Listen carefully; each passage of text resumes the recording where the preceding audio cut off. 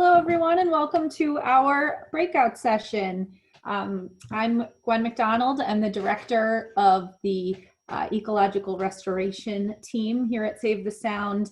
And today you're going to be hearing from me, as well as Alex Crofta and Nicole Davis.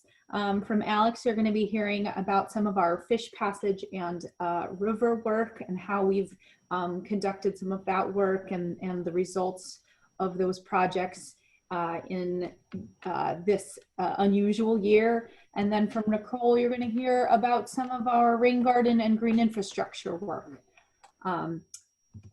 We have been working at a variety of scales, and as Kurt mentioned in his presentation, we have been considered an essential service, so that work has continued through construction, and that's something we're going to be talking about today. So the ecological restoration work that we do, we are very lucky to be the group that gets to work in rivers and in our landscape with everything from big yellow machines to kids planting plants to cleaning up beaches. So the hands-on arm of the organization. Kurt mentioned Sunken Meadow State Park. This is our largest project in New York to date, and this you can see here Sunken Meadow State Park. In the top of the photo you see Long Island Sound and these constructed wetlands that were created are labeled here, and any water that now falls on what was before a 17-acre parking lot will now be filtered before re-entering the creek and ultimately Long Island Sound. So every year, that's 13 Olympic swimming pools of water that we're now capturing and filtering. And this is our largest project to date. There's so much potential for ecological restoration work in New York. And so this year, thanks to a really gracious gift from the Alexanders, we will be hiring a position in New York to continue and expand our ecological restoration work, which we're so excited about. An example of this sort of landscape scale restoration work that we're going to be conducting in the future, to give you a little glimpse of what's to come, is this Chittenden Living Shoreline project in the town of Guilford.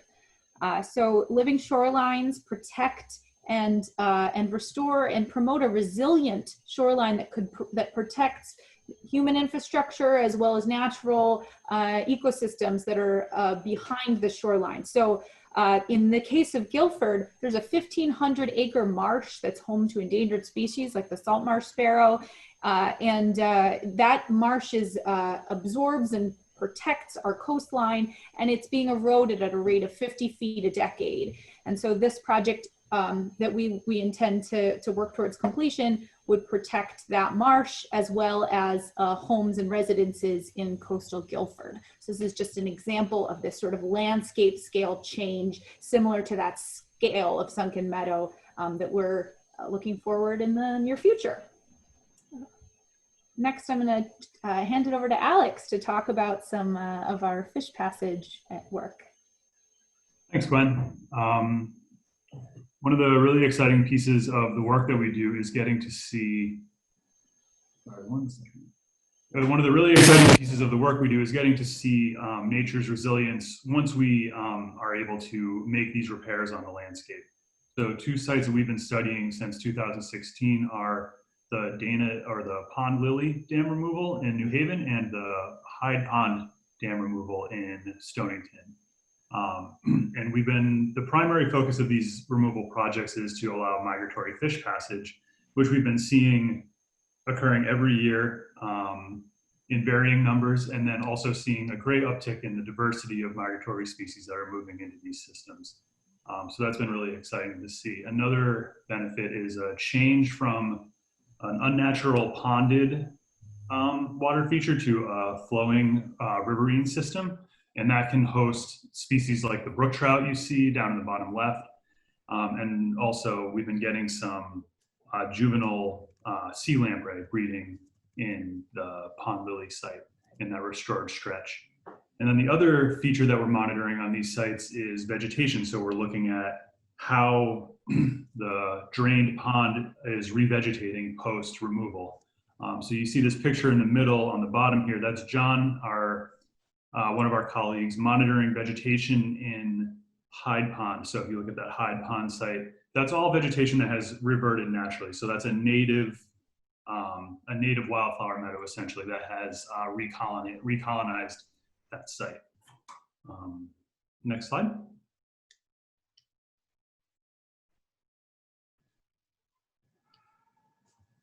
So we already got a little context on this site. This is that fish ladder that was installed along the Farm River to allow access up over a 300-year-old dam and into a mill pond. This is a project that was 15 years in the making on the Farm River.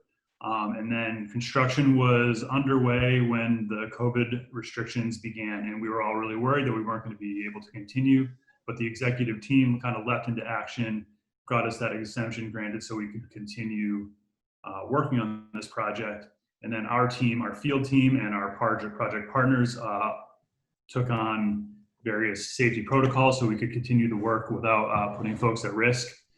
And then within days of completion in May, we saw fish moving through that fish ladder. And I know that having this project ongoing during such a confusing and challenging time was really kind of an uplift to the organization and to all of us and members of the community seeing that happen. Next slide.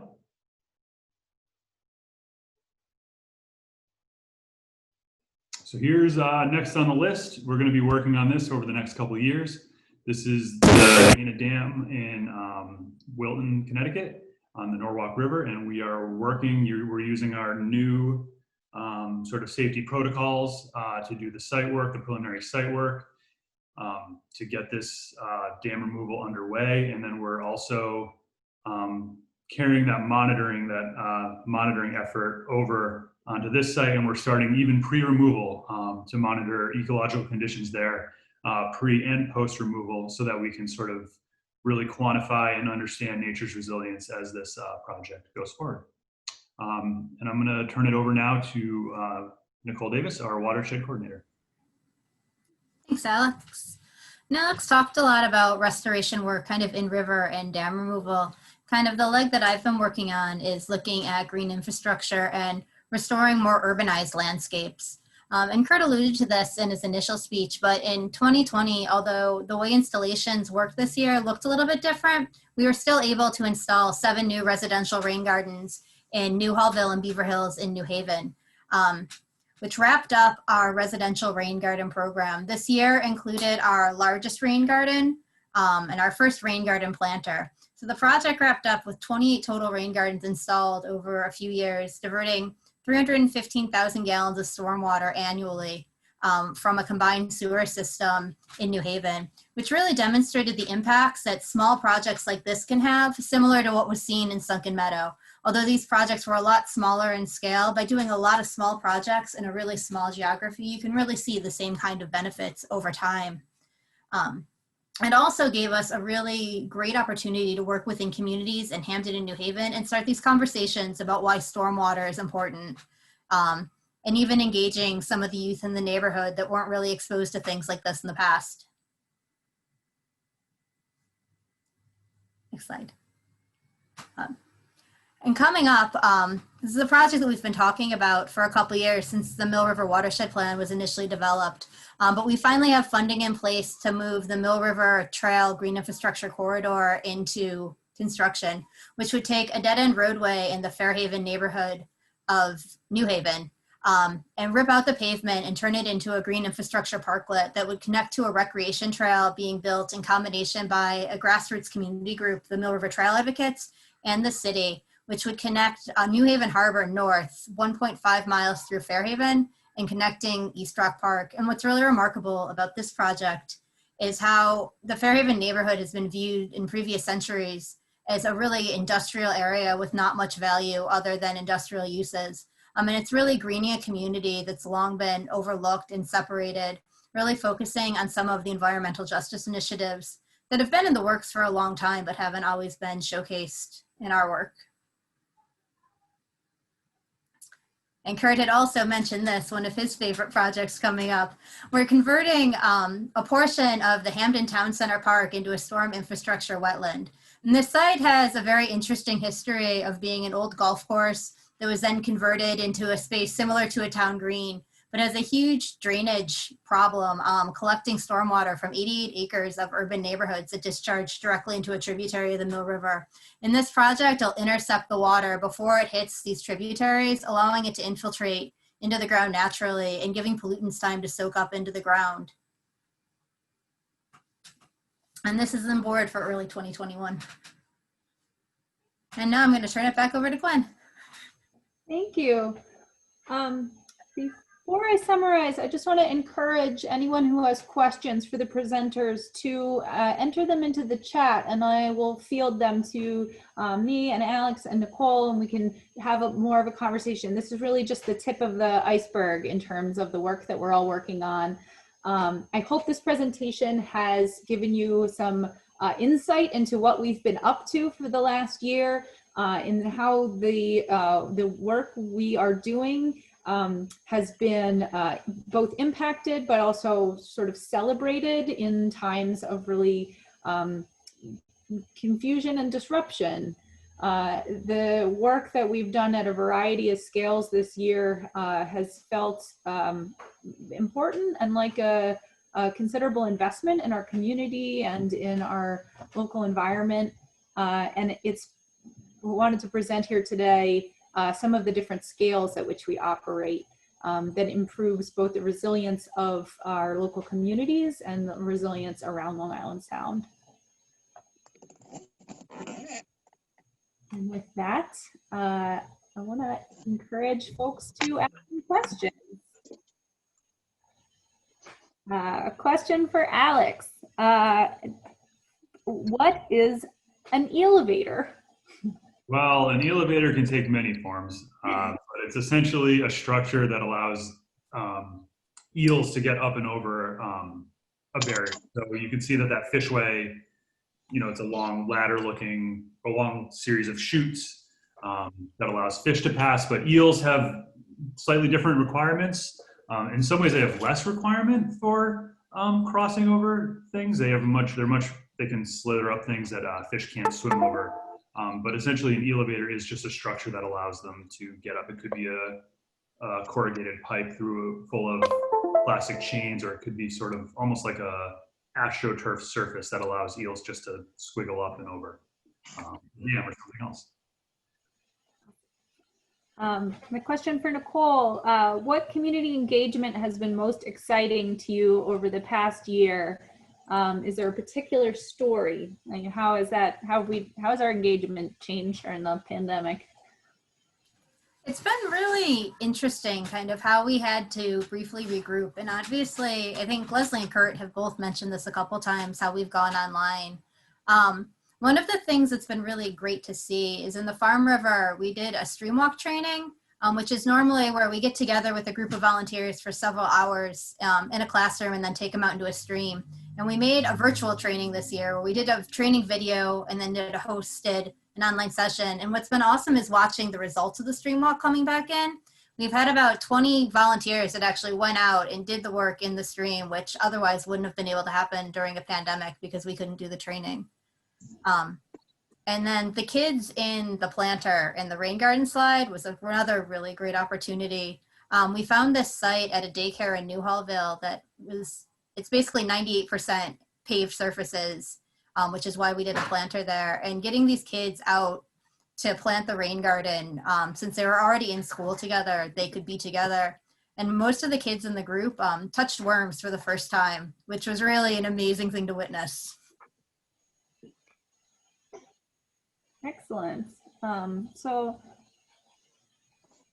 Encourage folks. Alex, would you talk about a little bit about what kind of fish we were seeing and what kind of species diversity we were seeing in the monitoring activities this year? And Kurt asked, what's so special about eels? So maybe those two go together. Well, eels are really important, I mean, just as a component of biodiversity, but also as something that a lot of other fish eat. So they're kind of considered a forage fish, along with some of the other diagenous species that we're restoring for. So a lot of other things will eat eel at various life stages. Some of the diversity that we were seeing at Hyde Pond, or at the Hyde Pond dam removal site, we were seeing shad moving into that river system for the first time in a really long time. Alewife, we're seeing a lot of alewife, also some blueback herring, the sea lamprey that I mentioned, gizzard shad. I'm not exactly sure what that is. John, our fish biologist, knows a lot more about that particular species and why that's pretty unique, but we did see a gizzard shad, eel, like I said. And then, yeah, in those restored stream reaches, so basically going from a pond to a free-flowing stretch of river, we're seeing a change from like slow-moving warm water fish community assemblages to a more riverine suite of species, so more trout, tessellated darter, different little tiny species of dace and things like that. So just, yes, increasing the diversity of the fish community in these streams. Thanks. Sure. So we've got a question about federal and state partners, Army Corps, and sort of roles that are in this project. And although we were talking about results today, I don't want to go amiss and not speak about all of the partners that really are involved in this work. So from a regulatory perspective, these projects are regulated by the state of Connecticut or New York and the Army Corps of Engineers, and we work collaboratively with them to develop projects that our goal is for them to be environmentally beneficial. So that's a collaborative process to make sure that we're in compliance and coming up with the least harmful and most environmentally beneficial projects that we can. But we're supported by National Fish and Wildlife Foundation, U.S. Fish and Wildlife, and a suite of other grant funding funders and partners from the federal, state, local, and foundation level. So I don't have time to enumerate them, but I just want to say that that is a huge part of how we are able to do what we do on all of these projects. So another question that are somewhat related. Well, let's see. So is there a relationship between dam removal and flooding? And I would say maybe, Alex, do you want to take that one? Yeah, I can say a little bit about that, and you can follow up if there's something you want to add. Most of the dams that you see are not flood control dams. They're mostly derelict or obsolete mill powered dams. So they don't have any real flood storage capacity, and they're actually more of a threat if they were to finally collapse in an unplanned way, then they would be a big flood hazard. So they don't have a lot of flood benefit and maybe pose a flood hazard, if anything, in most of the cases that we're working. Gwen, does that sum it up? Yeah, so the dam removal projects that we work on can actually have a flood benefit. And so the floodplains that are naturally adjacent to stream systems absorb and slow water in flood events. So when a river floods over its banks, it starts to be both absorbed by those floodplain plants, and also it gets slowed down by all of the rocks and plants and everything that exists there. And so we see a natural and measurable improvement in flood storage capacity from removing these old mill dams and allowing the river to reconnect to its floodplain.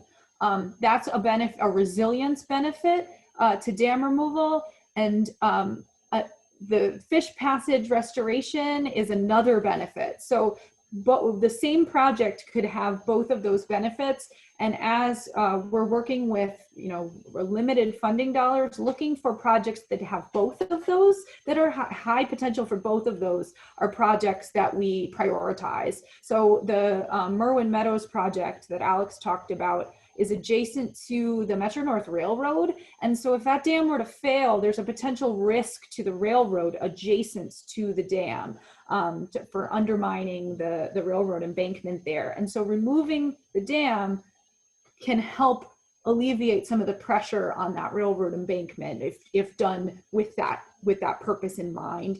And it certainly is restoring fish passage for these target species. So that's that. Yeah. Let's see. So we have a question. Have you identified any other large parking lots in Long Island Sound watershed that are good targets for stormwater capture?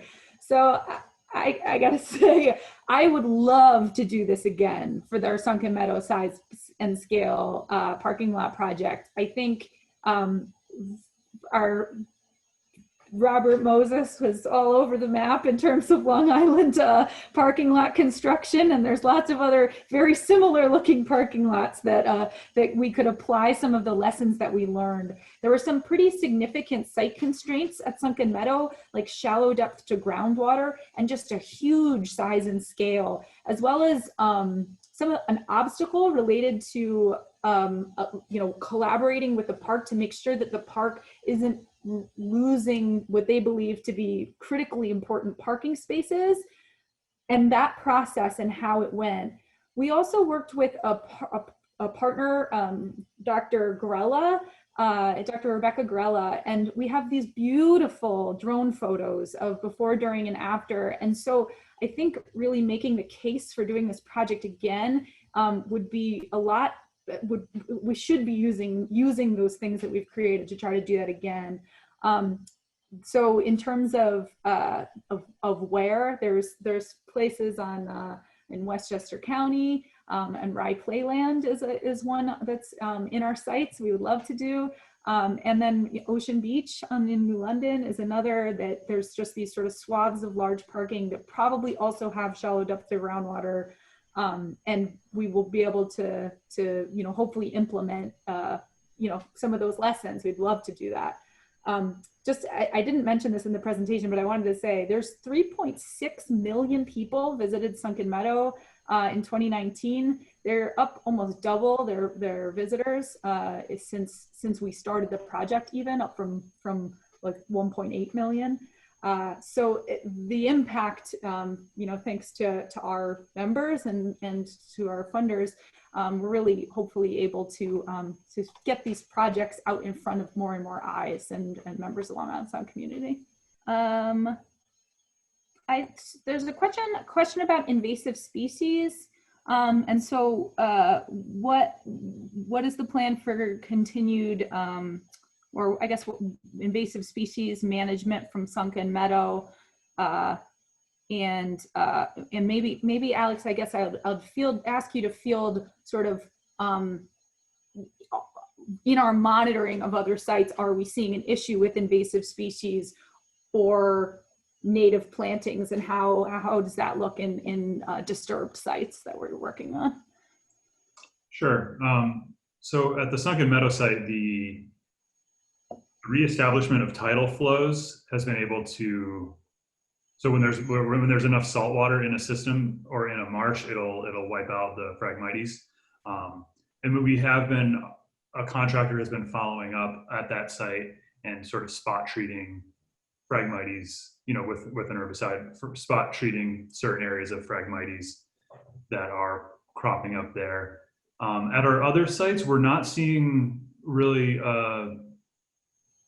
we're not seeing an overabundance of invasives coming into these restored floodplain areas. We are monitoring them every year, so we'll keep an eye on them. We are seeing some invasives. They're not overwhelming. I mean, we do have a plan with the state DEP to treat a section of Phragmites that's at Hyde Pond before it becomes out of control. But we're not seeing it's not overwhelming at the sites that we're monitoring now, which is great. From Lisa, Lisa asks, where does all of the debris from the pavement end up? And so, Nicole, do you want to like talk about where the, from the rain gardens or parking lots, how they filter pollutants? Yeah, and that's one thing with the parking lots and rain gardens. There's kind of, when we build them, we put in what's called a filter strip, which is just a rocky area, which helps to kind of slow down the flow to let particles and bigger things fall out, which then absorb into the ground. And as kind of pollutants like oils and gases or nutrients from lawns kind of flow through this garden, they soak into the ground and are taken up by the roots of the plants, which help prevent any of those things from flowing through. And letting that water kind of soak in and move through groundwater or natural systems into the river streams really helps clean it. There's a lot of particles in our soil that are really designed to hold on to those types of nutrients. And then the bigger debris, it's an annual maintenance.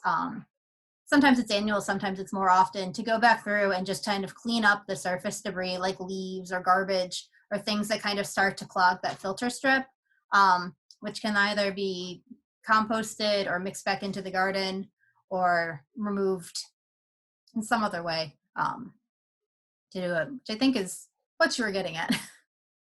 Is there anyone, I just want to give a chance, if anyone isn't comfortable with the chat, if you raise your hand, we could have a verbal question just for our last question if there's anyone who hasn't had an opportunity. Hey, Steve Otis here from the New York part of the Save the Sound effort, and the parking lot projects, the one at Plainland, and there's also the town of Rye is interested in doing one at the Rye Town Park parking lot. They have great potential. I've spoken to Tracy Brown, who's done a great job. I know she's not in this breakout group, but Tracy has been wonderful to work with on our New York State issues. And so very appreciative of everyone at Save the Sound and all the great initiatives. And it'd be great if we could do that Plainland parking lot project. If I could just give a shout out for Steve, who's been a tremendous leader up in Albany for all things environmental and ecological, including a major force behind the state investing in both green infrastructure and in clean water efforts. So, Steve, we look forward to coordinating with you on this stuff. A lot of good work to do together, and big fan of Save the Sound. You've done just great stuff, and very important here in Westchester. Glad you have a presence.